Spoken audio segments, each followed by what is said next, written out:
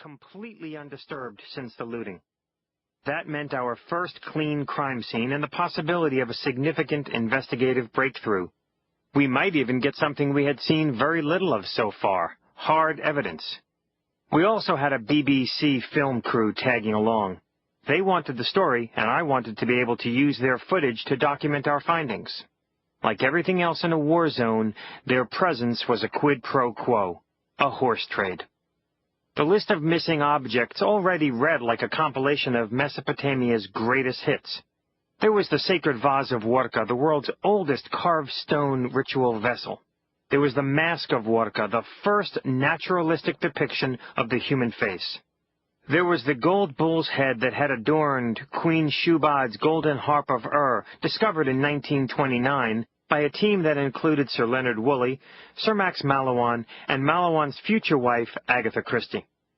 There was the Bezetki statue, one of the earliest known examples of the lost wax technique of casting copper, as well as the lioness attacking a Nubian and the twin copper Ninhursag bulls.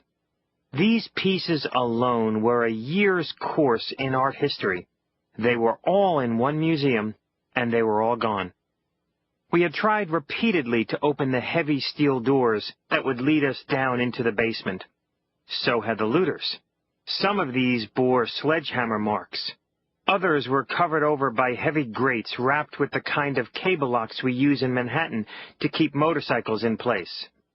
Much later, watching the BBC footage over and over again while back home, I noted how one of Nuala's AK-47 toting assistants showed up behind me with a set of keys. The museum had this curious arrangement of overlapping circles of security born out of their even more curious system of centralized authority and interdepartmental animosities. Not only did staff from one department have no idea about the inventories or practices of other departments, no one had the keys to every sector. None of the keys was ever marked, and these were no exception. Nuala had to try every single one, and even then she could not find the key that would get us into the sanctum sanctorum of the underground storage room. We took the difficulty as cause for optimism. Actually, given that this area held some of the museum's most highly valuable and most easily transportable objects, it was closer to elation. If we couldn't get in, chances are the bad guys hadn't either.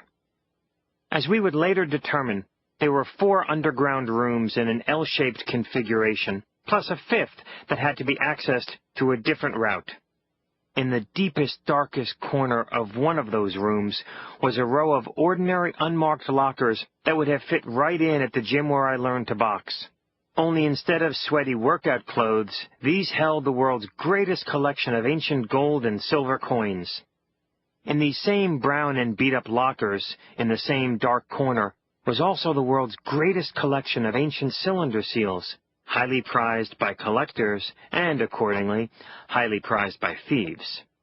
About the size of a piece of chalk, these intricately carved pieces of lapis lazuli, carnelian, or other stone had once been worn on a string around the neck by upscale citizens of ancient Mesopotamia. These were the people who invented writing, scratching wedge-shaped cuneus forma in Latin, hence cuneiform, symbols into soft clay with a stylus beginning 5,500 years ago. As the final touch to any correspondence, they would use the seal the way my grandmother used a rolling pin to smooth out phyllo dough. The impression left in the soft clay by the inscribed seal was the distinctive signature of that individual. Nuala, a descendant of these ancient and inventive people, was one tough lady. I had watched her break her toe just a few days earlier and not utter a sound. On that day, we had also been trying to open a locked door, one that was 10 inches thick. When it finally gave, she could have jumped back out of the way, but in doing that she would have touched me, a violation of Sharia, the religious law. So she stayed put, the heavy steel door raked across her toe, and she silently crumbled into herself, biting one of her thumbs. In the hot glare of the BBC's cameras, and frustrated with the endless number of unmarked keys, Nuala muttered to herself, but for my benefit said, "There is the other way."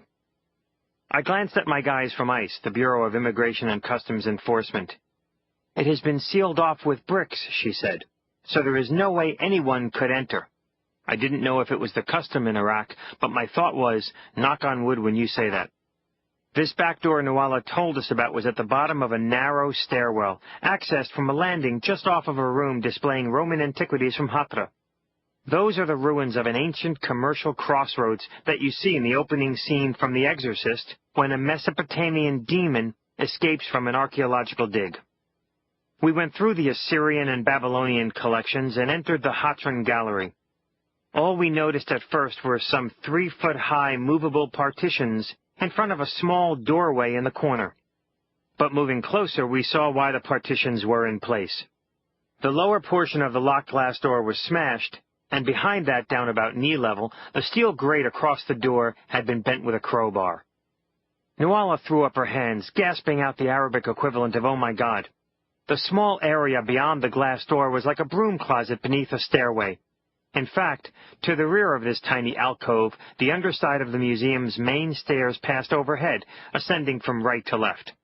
But inside the small alcove and immediately to the right was another extremely narrow stairway going down to the basement.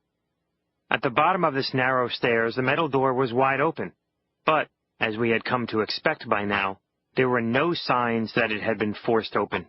We could see the cinder blocks that had been mortared into place behind this door to seal the actual opening.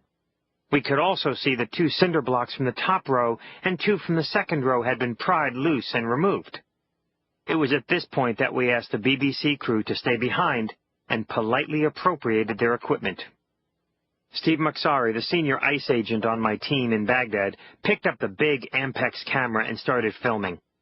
His most immediate cinematic purpose, though, was to direct the TV lights into the cavernous area beyond the doorway as Bud Rogers and I prepared to go over the wall. Bud was also ICE, as well as former Army Special Forces. He had been on a classified operation in Romania when we first entered Iraq, but as soon as we decided to undertake the museum investigation, Steve told me that Bud was the best in the business and requested permission to bring him in country.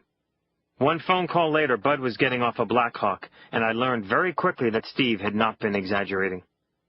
For his own part, although Steve may have been a bit long in the tooth, this was certainly his last shot in the field before a desk job and then retirement. He was no slouch.